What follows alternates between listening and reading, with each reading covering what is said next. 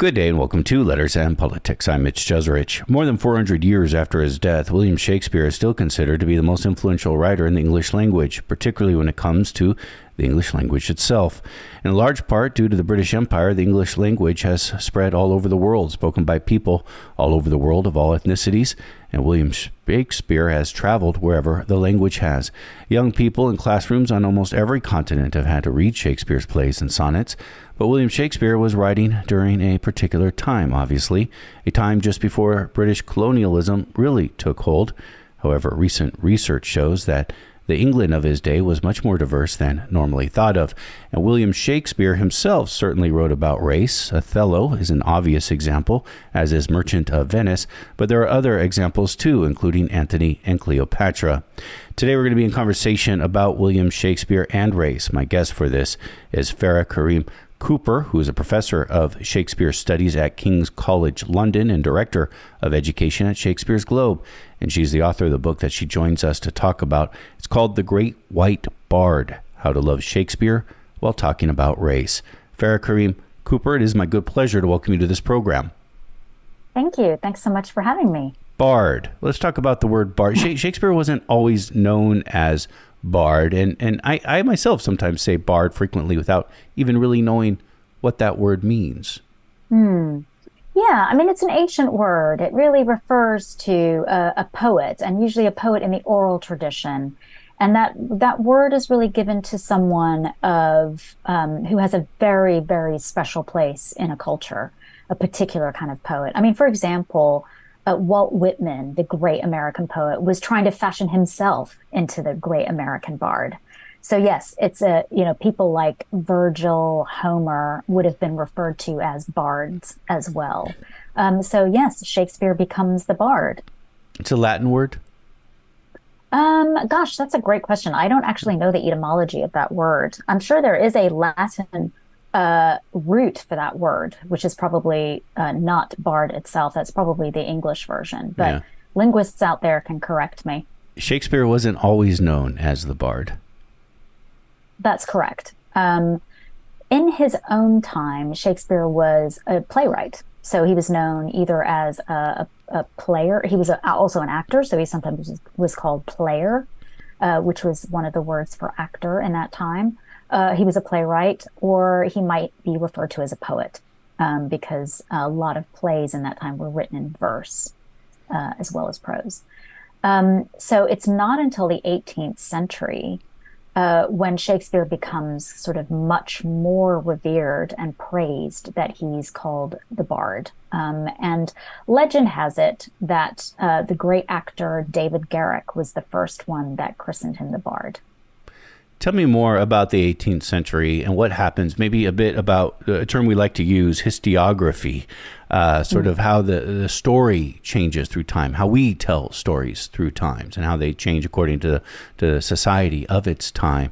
Tell me about the historiography of Shakespeare, because actually the 18th century is an important in the transition that happens about the telling of Shakespeare, of who we think of as Shakespeare, changes during this period of time. And this is important in your book in talking about Shakespeare and race. Yes. So, I mean, Shakespeare, I guess I often talk about two Shakespeares. And so what I want to do really is start with that 16th century Shakespeare that I was just referring to, which was the guy who came to London from Stratford and wanted to be part of a new industry of making plays. The industry had only just come about in the 1570s, and he probably arrives around the late 1580s or early 1590s. And he is in a very scrappy industry that hasn't quite found its footing. He becomes part of a company. He's an actor. He's their house playwright. How he made plays was through really collaborative process. And writing plays back then was very fragmented. You might provide a few acts, or maybe a couple of scenes, and there'd be comments from the actors. Or then eventually the play gets cut up into cue scripts, or parts as we call them. And so there's lots of different stages that these plays go through before they even get on stage. And then if a bunch of audience members don't like the play, you won't see it again. So it's really, really interesting how it worked. And it was very commercial, very sort of immediate and urgent as an industry. And that's really where Shakespeare was, and how he worked. As you move through the centuries, Shakespeare does become much more of a presence. And certainly in his own time, there were many people who did revere his work. And he was part of a very prominent theater company that eventually becomes patroned by King James himself, King James I. So they were very important. They played at court. So there's no doubt that Shakespeare would have rubbed shoulders with all sorts of people. And he gets named at the time as quite literary and revered as a poet. But it's not the level that you see that happens later. So around the late 1600s, early 1700s, you start to see a shift in the perception of Shakespeare, where not only is he, because he was critiqued quite a lot during the Restoration and rewritten and adapted, and then you get to the 18th century, and he's still being rewritten and adapted. That hasn't changed. But the sort of reverence for Shakespeare really starts to take hold. And you can see across lots of different spaces, like not just theater, but also philosophy, art, writers, poets, thinkers. They're all talking about Shakespeare in a way that is really quite extraordinary. He becomes a native genius. He becomes an original genius. They start talking about the ways in which nature speaks through Shakespeare, as if there's some sort of specific divine wisdom that comes with Shakespeare. And he becomes exceptionalized, apart from, as some writers say, other mortals. So that's quite a lot of pressure to put on Shakespeare. And eventually he becomes referred to as a god of our idolatry. And a lot of magazines that were being published at the time would write these sort of huge articles or poems sort of praising Shakespeare as if he was a kind of god. And certainly by the 19th century, he's being read out in church, alongside sermons, alongside scripture. So Shakespeare becomes a kind of a sort of cult of worship almost. Statues are erected in his name. And you didn't have that before when he was alive. There were no statues. There may be one portrait, the one that some people might recognize where he's wearing an earring. That portrait is called the Chandos portrait. And that may be the only one that comes from the time he was alive. Every other image you see of Shakespeare appeared after he died. And certainly the sculptures of him that show this perfect sort of chiseled white Caucasian skull. And essentially, the reason why this is important is because of what else is happening in England in the 18th century. England is forging its empire, and it was one of the largest empires, and I think some people have argued it was the largest empire in the history of the world. Sun never set. Yeah, exactly. And part of this project was, in addition to colonialism, was the slave trade. And England was dominating the slave trade throughout the 18th century. And many, many English wealthy people were plantation owners. And that's largely where the wealth was generated. And so what that enabled England to do was to begin to cultivate a sense of identity, a sense of self that was in some ways a rationale for this sort of beastly behavior that was bringing them all of this wealth. But also they could create and fashion themselves into lovers of art, of theater, producers of the best writing, the best poetry, and the best art. So museums were opening and galleries, and obviously colonial treasures were being brought back. So Shakespeare is sort of spearheading this whole thing, or at least the image of Shakespeare as the native genius and the sort of icon of English supremacy. In the formation of, I guess, of white supremacy. Indeed. Shakespeare became, I suppose he was instrumentalized in this, right? He's co-opted. I mean, the real Shakespeare's dead by this point. So, you know, and it's not to say he's not exempt from the, or that he's exempt from the colonial moment, because Queen Elizabeth I was, had colonial aspirations, and Shakespeare knew it well. But this was a very different era in England. And Shakespeare becomes a really key part of this project. When I think of colonialism, and Shakespeare is alive during the era of colonialism, because you have Spain, Portugal, That's Holland, but England was always, and you had the slave trade as well. But England was sort of seen as a little bit of a late arrival to this dynamic. I mean, it would end up being the main driver of it, but it was a little bit late in getting into the game. It was late getting into the game or dominating the game. There were early slave trading expeditions in the 1500s that England had experimented with, and Queen Elizabeth had commissioned, or at least supported. But they failed because Spain was really the sort of giant of the seas in those days. But it did enable them to start laying down some foundations, which eventually led to the formation of the Royal African Company in 1670. I want to come back to how Shakespeare's day and how his plays were created. You really piqued my interest, because I think I have this more modern notion that maybe came from this 17th, 18th century version of Shakespeare, of a man who was writing in a room alone with a candle. These really deep, thoughtful plays. And what I hear you saying is that actually is not how they were written at all. No, I mean, obviously there may have been moments where he was sitting alone writing, but because he was a member of a theater company, the way in which they worked back then was very, very collaboratively. So there were principal players, and they were also sharers. So they owned shares in the company. So Shakespeare made money, not just from his writing, but from box office. And then when they built the Globe in 1599, the principal sharers also bought shares in the Globe. So he was a householder. So he also took a certain amount of box office. So this was a very, very shared enterprise. And writing plays, and even today, there are playwrights who come to the Modern Globe and work there, and they work in process with directors, with the actors, rewriting as they rehearse. And there's no question that Shakespeare would have worked in a very, very similar way.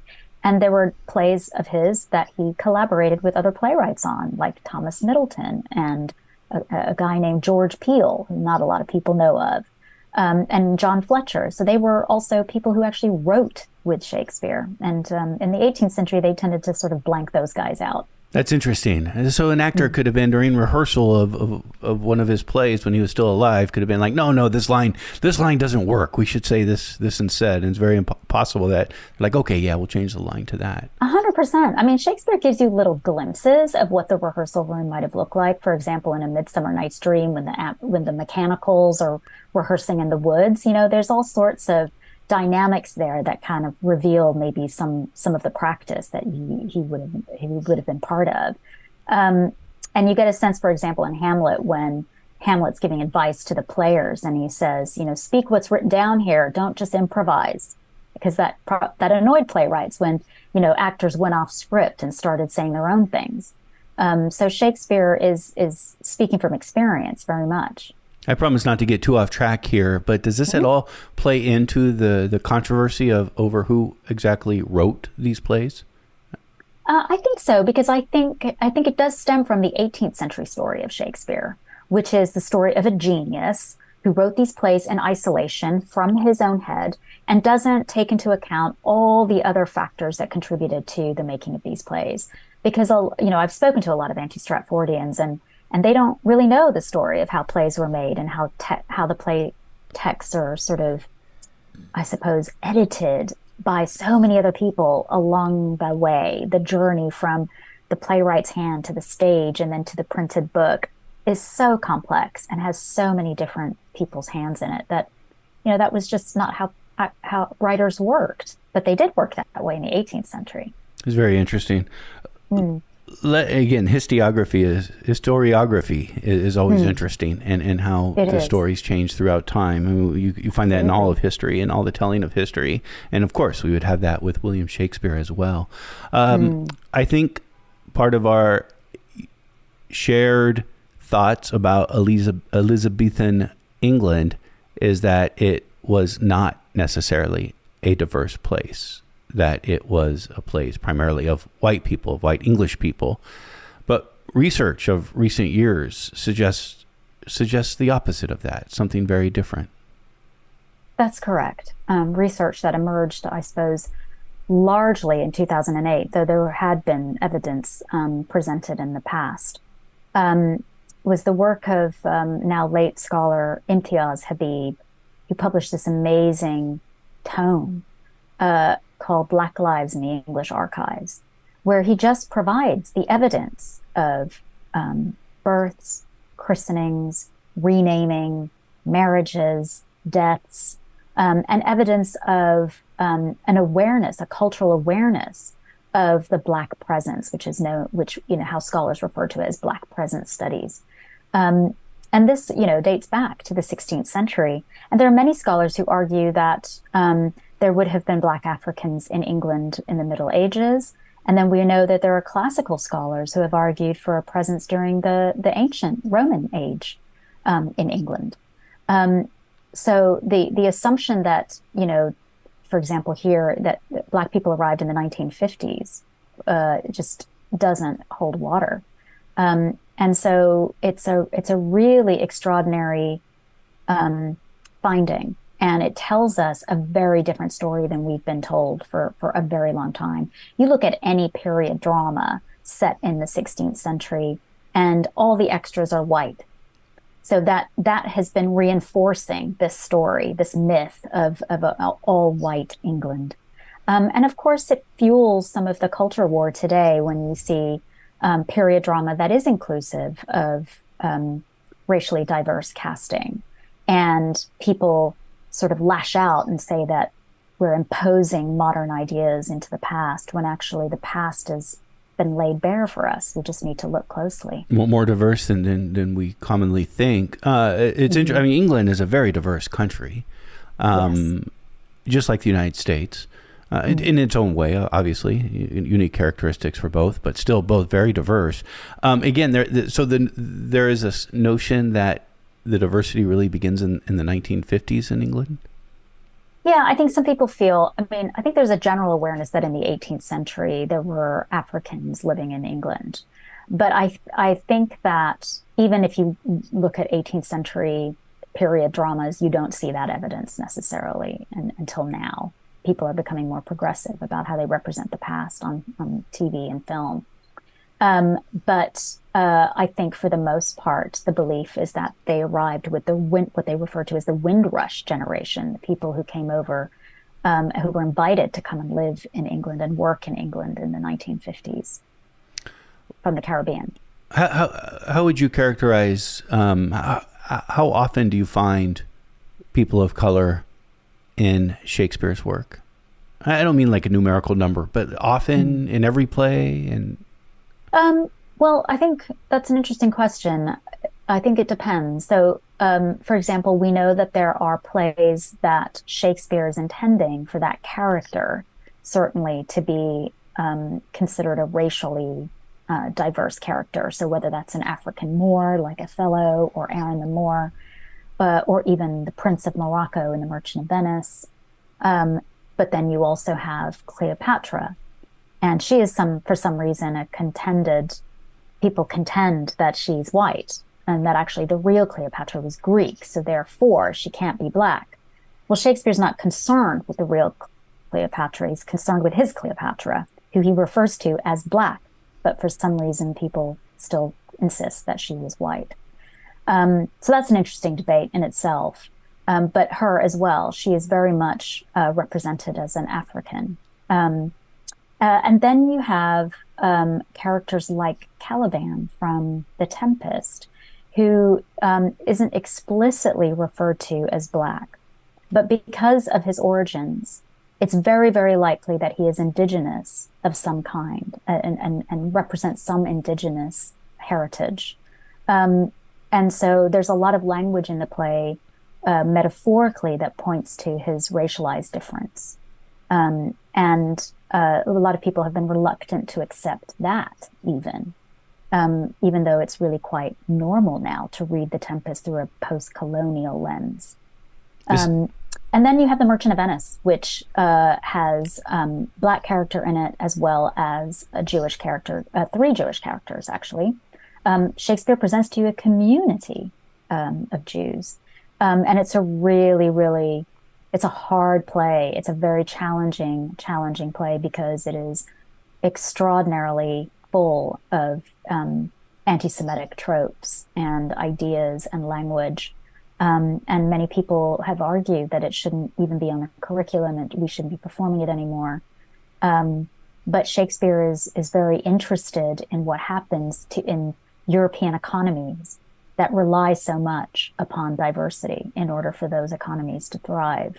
And so what are the dynamics domestically and socially and culturally? And Shakespeare's always kind of putting a lens on that in these plays.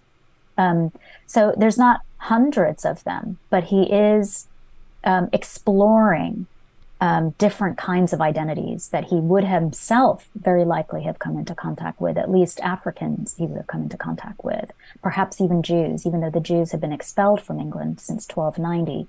Many were living covertly in England or had converted to Christianity. Shakespeare might have known something about that. But in his other plays, it isn't necessarily identities, but it's sometimes references. So there might be a reference to the word Ethiop, for example, which was a word for an African, Ethiopian. It just meant African back then, or it was code for black. And it's used in a few other Shakespeare plays as an insult. And so, at the Globe, for example, when we've done those plays, like Much Ado About Nothing or Midsummer Night's Dream, we've asked questions and actors have asked questions. What do we do with this line? Because it's actually really offensive, right?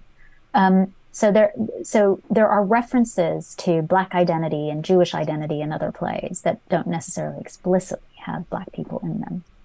This is Letters and Politics, and we are in conversation with Farah Karim-Cooper, Professor of Shakespeare Studies at King's College London and Director of Education at Shakespeare's Globe. And she joins us for a conversation about her book called The Great White Bard, How to Love Shakespeare While Talking About Race. I want to break down a few more these characters a little more with you. My interest was really piqued in preparing for our conversation about Antony and Cleopatra and the portrayal of Cleopatra. Of course, there's been this long-ranging debate of whether Cleopatra, what color Cleopatra was she black or white? And as you point out, in Shakespeare's world, she was very much black. Tell me more about, doesn't Shakespeare get this story, like most of his stories, they're retelling of previous stories? Doesn't he get this story from the ancient Roman writer Plutarch? He does. He gets it from Plutarch. And what's really interesting about Plutarch is his work it's not just the lives of these figures that he outlines. He also has another work where he talks about Egypt. And so you've got to read around Plutarch as well if you really want to dig deep into these questions. And what he says about Egyptians is really quite racist. And then some of that language you can see in his version of Cleopatra. And what you get in Cleopatra is this really kind of overly sexualized, seductive, sort of witchy kind of figure who has some really great qualities, who has grace and eloquence and all of those things. But that because she's managed to overcome Antony, who's supposed to be a very austere, really emotionally regulated Roman. I mean, the Romans really cared very deeply about their stoic values of emotional regulation. And he was not. And so that is often looked at as her own power, her power of seduction, and her ability to sort of entrap him in some ways. So all of that language is kind of wrapped together with her race, with her identity. And so I kind of try to identify, how that would translate in a modern way. And of course, thinking about Moya Bailey's term, misogynoir, which is this a very particular kind of misogyny, which is focused on Black women and the stereotypes that Black women are reduced to, even in this day and age. And there are just direct parallels between the way in which people talk about Cleopatra and the way in which people have talked about other Black female figures. And so what I find really difficult is when people argue, but no, there's no evidence that she's Black. And actually she was Greek, so it's very unlikely that she was Black. But historians have argued that the original Cleopatra may have had an African mother, and that her family would have lived in Africa, in Egypt anyway, for about 300 years. So what happens to your identity and your race over time, over that many centuries? So it's a very complex question, a really complex question. Yeah, and I think it's oftentimes said that Cleopatra is the only queen or king, monarch really, who spoke the Egyptian language. Yeah, potentially. I suppose so. Yeah. Yes. So there are Shakespeare's plays, which are worth dissecting themselves, but then there's also the production through time of his plays. And Antony and Cleopatra is interesting to look at. Obviously, it's been made into major motion films here in the United States. And I think when people think of Cleopatra on the screen, they think of Elizabeth Taylor. Yes, Elizabeth Taylor with her sort of darkened makeup. Yeah, I mean, it's really interesting. And that, that film it's sort of rooted in the play, but it's really rooted in the legacy of this couple more than anything else. And, every great actress wants to get her teeth into Shakespeare's Cleopatra. And why not? Because Cleopatra is one of the most extraordinary characters in Shakespeare, with her sort of eloquence and the muscularity of the language. I mean, actors who are really good at verse speaking love speaking her part because it's extraordinary. It's also a very physical role, and it requires a huge amount of energy and virtuosity. And so why wouldn't the greatest actresses of our time want to play this part? And certainly they have. You have Helen Mirren and Judi Dench and Harriet Walter and Janet Suzman and all these amazing actresses who have played this part. And as I say in my book, there's no sort of not trying to throw any shade in their direction, but to say that it's time now to play that part in the way in which Othello was finally positioned. Up until the 1980s, the Royal Shakespeare Company had only white male actors playing Othello. And the tide turned, and people recognized it's not appropriate now for a white actor to play it in blackface. What the difference is that Cleopatra's never really played in blackface. Maybe a little bit of brown or tan makeup I've seen quite a few times, but rarely is she played in blackface, and certainly she wouldn't be today. I hope. But what I'm trying to argue for is that, how about if we start to look at this role as written for a Black woman, or imagined as a Black woman, and have Black actors, Black actresses take a stab at this role? Is there a common portrayal that Shakespeare presents for his characters of color, like Cleopatra or Othello? And I think oftentimes, and you certainly are going to find racist tropes in these plays. Mm-hmm. It's also oftentimes talked about. These plays are also talked about, though. You also get a depth of these characters that go also beyond the caricatures as well. Do you think that's accurate? How does Shakespeare present his characters of color?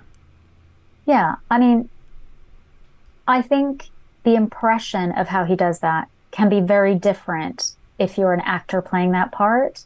So if you're a Black actor playing the part of Othello, you might feel trapped in a range of stereotypes, and it can be quite a difficult and challenging experience performing that role, particularly if you are being directed by a white director with a largely all-white company. So I've seen that dynamic a few times, and it can be very uncomfortable.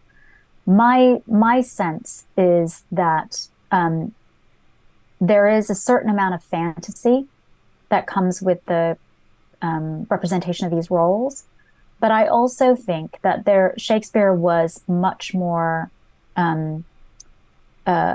in tune with different cultures, as I've been arguing, that he had encounters, I believe. I don't know if necessarily that made him an expert, and certainly as a white man, he would not be an expert on the Black male experience. But I don't think he relies on stereotype alone. So you see stereotypes, and it's all the usual stuff, particularly with a character like Aaron the Moor, who's Shakespeare's first sort of exploration of a Black character in Titus Andronicus. And all the villainy tropes, all the devil tropes, all the nasty anti-Black tropes are there. But there's also a dimension to his character that feels hugely paradoxical, where, it's been remarked he's the only good parent in the play. He shows an incredible amount of affection, affiliation when he sees his baby, who is Black. It's a biracial baby. And he wants to protect it. And you see something of Black lineage and Black family and Black identity and Black love. And I found that really extraordinary. And then you have characters like the Prince of Morocco in The Merchant of Venice, who says he comes to choose a casket, which will determine who gets to marry Portia, the sort of orphaned, rich white lady. And he says, "Mislike me not for my complexion." And what he's arguing in his speech is that, in my own country, women love this. And actually our enemies fear it. So actually, I quite value it. So I'm going to tell you why. And I think that's a really fascinating thing, because in Aaron the Moor and in the Prince of Morocco, you get this sort of defense of Blackness that doesn't feel defensive. So, some people have argued for Black pride in these plays, which is really interesting. And the Othello is a really unusual character. The chapter, I title it Model Minority, because everyone talks about how this can't really be a play about race because he's doing fine. He's leading an army. He's got the trust of the Duke. What's the problem? The problem's jealousy and Iago. And so that to me is a huge misreading of the play. And actually what Shakespeare gives you there is what happens when you do have a model minority in a white dominant culture, and what that might feel like to be the outsider within. And how the sort of systemic attitudes towards Blackness and whiteness end up being the thing that collapses at the end of the play and destroys that relationship. I've even argued that Iago isn't necessarily a racist himself, but he draws on all these tropes because he knows of the insecurity at the heart of a character like Othello. So yeah, it's multifaceted, I think, and perhaps much less stereotypical than some of his contemporary playwrights who wrote about Jews and Black people. But it's not without its stereotype either. Is there a thing with Black actors and Shakespeare? And let me explain what I mean by that. I go to Shakespeare plays whenever I can. I did my own little journey, Stratford upon Avon, just before the pandemic hit. Went to the Royal Shakespeare Theatre to see King Lear, and it was primarily, I can't remember exclusively, but primarily Black actors who were performing in it. I go see Shakespeare plays here where I am in the San Francisco Bay Area at Cal Shakes. Frequently, I will see plays in which the casting is primarily Black. And then when I think more about it, there's also a history to this. I think of James Earl Jones in the 1970s doing an all-Black cast of King Lear in Central Park in New York. And then I think farther back to somebody like Paul Robeson, who sort of personified this character of Othello, who had to move to England because he couldn't play Othello here on the stage in the United States, and went to England to where he could play it. So I'm wondering, when I say there's a thing, is there a tradition? Is there sort of a very conscious effort of Black actors doing Shakespeare? Yes. I mean, this Black actors playing Shakespeare dates back hundreds of years. And I think what's really interesting about it is that it's a tradition in which there's a sense of, you don't have colorblind casting when you've got all Black Shakespeare productions, right? Most of the time, the director will want you to see color. They'll want you to see the race. And certainly that was true of Kenny Leon's Much Ado About Nothing, which was at the Public in 2019. Because there's some sort of, I think in a modern context, he was gesturing towards Black affluence and the relationship that the Black community has to Shakespeare and to the joy of Shakespeare. So that's something very specific.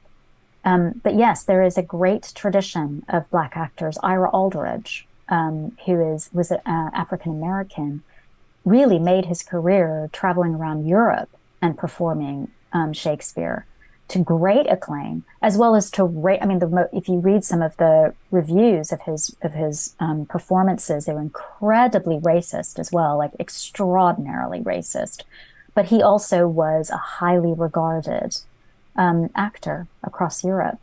And so, yes, this is a tradition, but I think it's something that over time people have forgotten about, or it was sort of written out of history.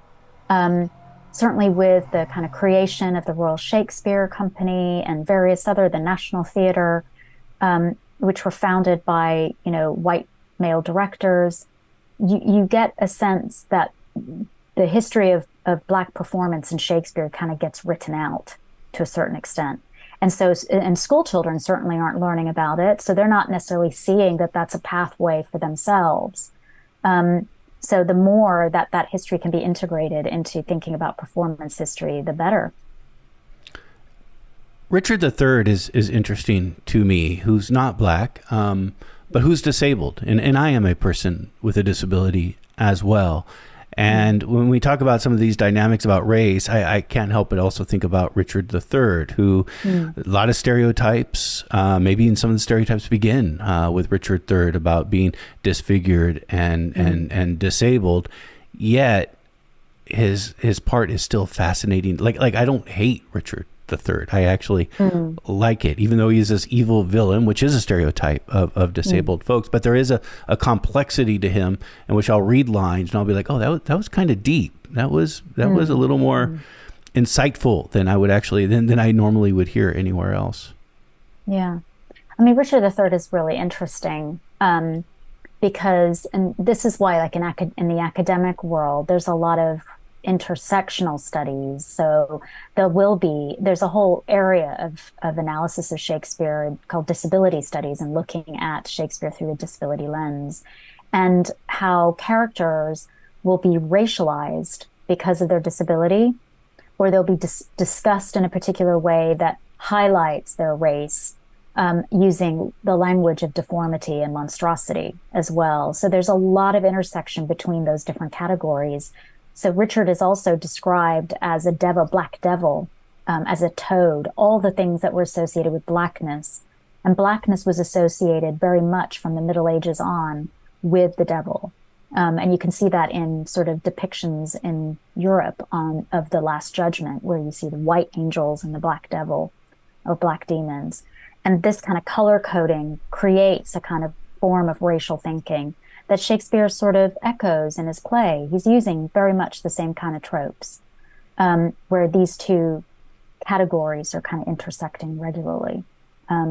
So he is, I think, like many of Shakespeare's villains, complicated, right? He has a past. And actually, if you read the Henry VI plays, you can see his trajectory through, and Shakespeare keeps that trajectory. He keeps that in mind as you're reading Richard III or staging Richard III. So if anybody ever wants to do a full study of him, I always suggest going back to the Henry VI plays and seeing how he develops over time.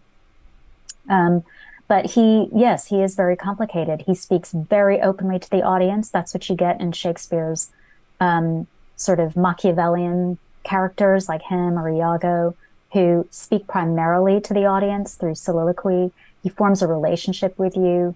He establishes a bond with you. He makes you laugh sometimes. He demonstrates vulnerability, like, for example, in the Battle of Bosworth the night before, and he has all those nightmares, and he becomes completely dissociated from himself. And that's a real human feeling, right? That sense of dissociation and fear. And you see the vulnerability of villainy. You get it with Macbeth as well. And so, yes, Shakespeare is definitely providing you multidimensionality while engaging all of those same ideas of stereotype. And I think it's because he's drawing on something that's socially apparent to him and making you see it in two ways at the same time. I call it his sort of double vision, where he asks you to think about the same thing in two different ways simultaneously. Farah Karim-Cooper is our guest. She talks to us about her book called The Great White Bard, How to Love Shakespeare While Talking About Race. We talked about colonialism. How about Shakespeare's influence throughout the world? Does that play an element in the story that you tell here? If I am correct on this, you were born in Pakistan. English is obviously spoken in Pakistan. You find Shakespeare everywhere. How does it play out around the world? Yeah, it's a really great question. Shakespeare is beloved in a lot of countries. In 2012, the Globe put on a festival and invited theater companies from around the world to perform all his plays. So we had 37 plays in 37 languages. So they were in their own languages as well. And it was extraordinary, just extraordinary.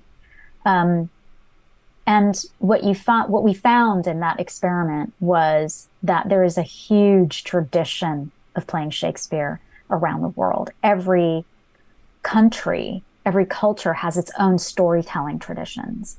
And Shakespeare is often integrated into those storytelling traditions. You get this amazing, unique, and enlightening, revealing performance. And I remember seeing the Cantonese version of Titus Andronicus, my favorite play. Mine too. And not performed often. Oh, great. Not performed often. No, Wasn't it the most popular play of his time?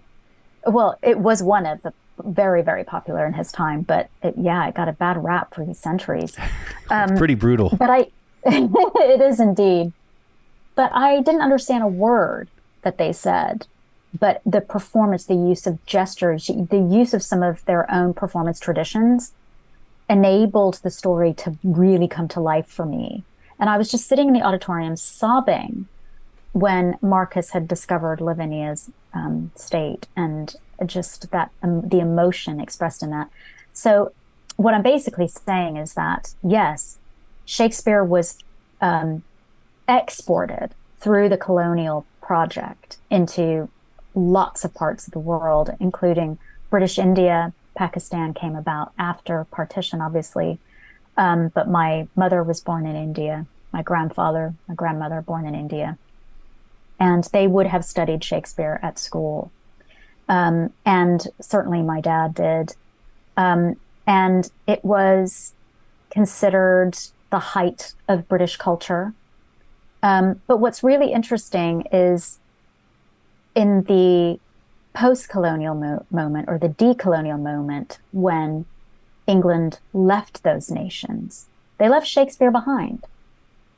And so Shakespeare becomes folded into culture in a way that becomes entirely adaptable and entirely their own, which is why there's a subfield of Shakespeare studies called appropriation. So, people have taken Shakespeare, appropriated him, and performed him in their own way, in their own language, using their own storytelling devices. And what's really interesting about that is that there's a sense of freedom about it, because nobody's there policing what they do with Shakespeare.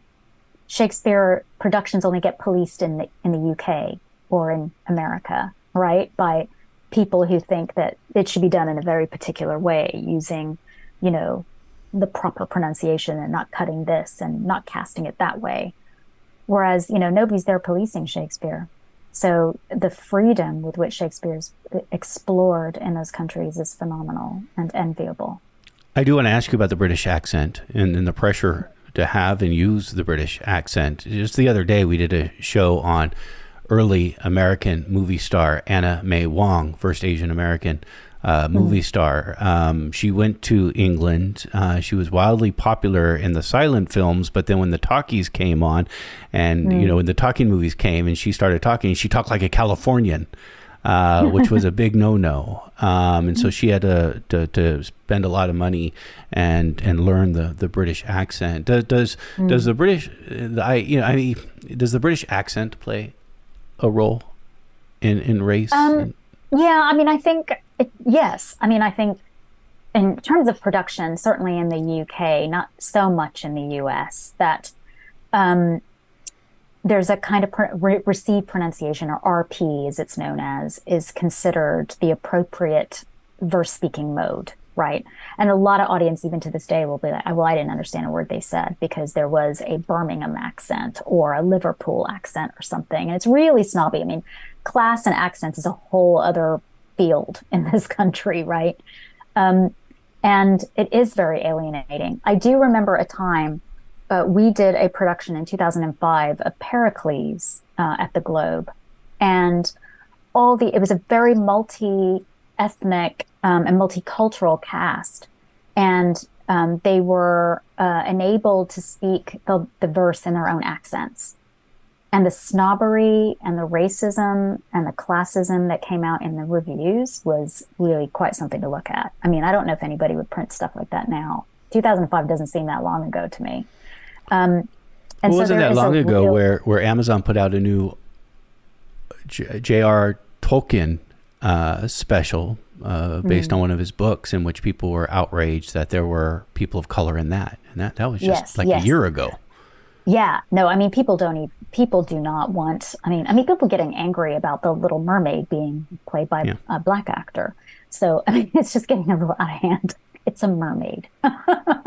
So anyway, yes, accent is a site for, snobbery and classism. And race does come into it because, there are people from South Asian backgrounds that play Shakespeare, and they play it in their accents. So it's a very interesting space. You had a piece in Time magazine in which you say there's racism in Shakespeare. There's no question about it, but you also call for him not to be canceled. Yes. I think a lot of people are worried that Shakespeare is feeling less accessible to younger generations, that he doesn't feel relevant, and that his work can actually be really offensive in this age where young people are leaning into identity in a way that previous generations hadn't felt empowered to, or hadn't felt brave enough to. And that Shakespeare's plays do have tropes in them that are misogynistic. There's anti-Black humor, there's anti-Black racism, there's anti-Semitism. And what do you do with that? And my argument is that you don't necessarily toss Shakespeare by the wayside, because actually the plays are also very concerned with climate and human... Climate? Yeah, human destruction of climate. Do you know, there's a whole field of eco-studies in Shakespeare. And there was a real anxiety at that time about deforestation, because London was expanding and forests were being chopped down, and people were really nervous about what this meant. I think there's even a story about whales beaching and King James claiming those whales as his own. So there were some sort of natural events that were occurring, and people were anxious about the destruction of the planet. And people are always anxious about the destruction of the planet, but Shakespeare has something to say about it. And gender is a really interesting question in Shakespeare. These parts were played by boys initially. And so there's a lot of female impersonation, cross-dressing, jokes about identity and queer desire. And it's a really extraordinary space for people to explore, thinking about the long history of gender fluidity and gender identity.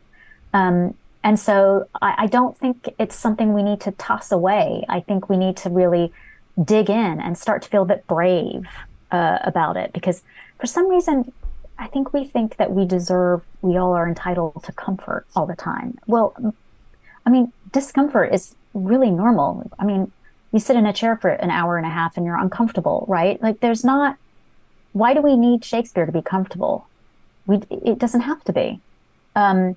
So that's my main argument in that piece, is that the reason why Shakespeare feels unapproachable and difficult is because of that 18th century fantasy that I outlined earlier. Interesting.